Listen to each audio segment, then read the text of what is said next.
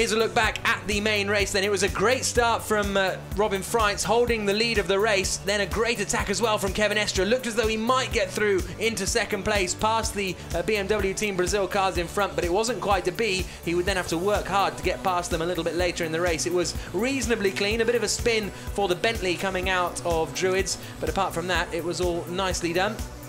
This was the view from the back of the 333 Rinaldi racing car of Marco Seifried, who started the race. Then that was the spin from the 83 car of Olivier Lombard, lost it all by himself. And then here was what we think looks like a mechanical problem for Marco Seifried, because he seemed to be pretty much through the corner. It then suddenly snapped away from him the other way, and then they retired that Ferrari 458 from the race. They came back in, they thought it was a puncture. He went out, did one lap, brought it back in, the car put in the garage. So I'm sure Marco has no worries. It was not a puncture, it was something else.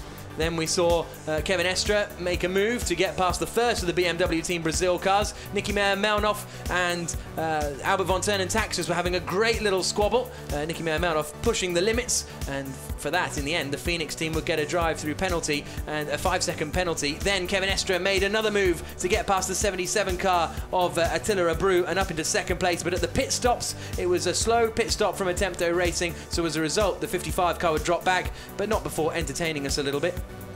Great stuff from Kevin Estre, pushing really hard on the exit of Sterling's. And then when the McLaren came out of the pits, it was behind the two Brazilian BMWs.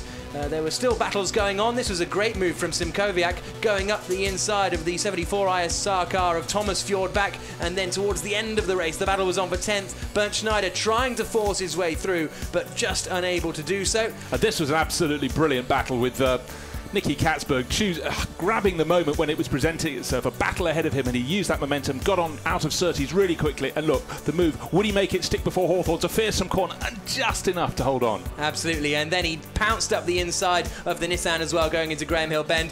While all that was happening, Robin Freitz and Lawrence Van Thor cruised home to take victory and the lead of the championship in the Blancpain Sprint Series. From myself, Jack Nichols, John Watson and Bruce Jones, thank you for joining us. We'll see you on the 7th of June in Zolder, Belgium.